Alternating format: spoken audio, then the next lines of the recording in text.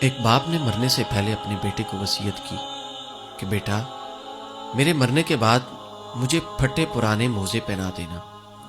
میری خواہش ہے کہ مجھے قبر میں اسی طرح اتارا جائے۔ باپ بیمار تھا، کچھ عرصے بعد اس کا انتقال ہو گیا۔ باپ کے مرنے کے بعد بیٹے کو اس کی وصیت یاد آئی۔ بیٹا عالم دین کے پاس گیا اور وصیت کا اظہار کیا۔ عالم دین نے کہا، دین اسلام میں میت کو صرف کفن پہنانے کی اجازت ہے، اس کے علاوہ کچھ نہیں پہنایا جا سکتا۔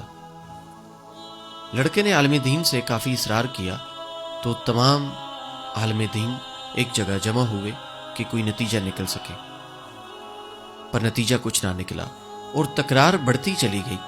ابھی تکرار جاری ہی تھی کہ ایک شخص نے اس لڑکے کو ایک خط دیا اور کہا کہ تمہارے والد نے یہ خط مجھے دیا تھا اور کہا تھا میرے مرنے کے بعد یہ خط میرے بیٹے کو دے دینا۔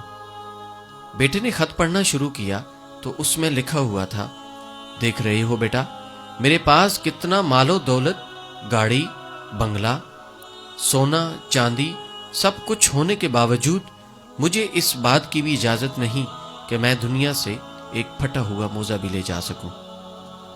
بیٹا، ایک دن تمہیں بھی موت آئے گی، تم آگاہ ہو جاؤ، تم بھی صرف اور صرف ایک کفن میں ہی جاؤ گے، لہذا کوشش کرنا جو مال و دولت میں نے وراثت میں چھوڑا ہے اس سے نیک راہ میں خرچ کرنا، بے سہاروں کی مدد کرنا، کیونکہ جو چیز تمہارے ساتھ قبر میں جائے گی وہ صرف تمہارے اعمال ہوں گے، اس کے علاوہ تم دنیا سے کچھ بھی نہیں لے جا سکتے۔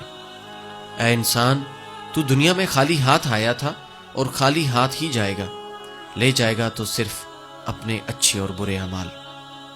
اللہ تعالیٰ سے دعا ہے کہ اے اللہ، ہمیں نیک اعمال کرنے اور برائیوں سے بچنے کی توفیق عطا فرما، آمین۔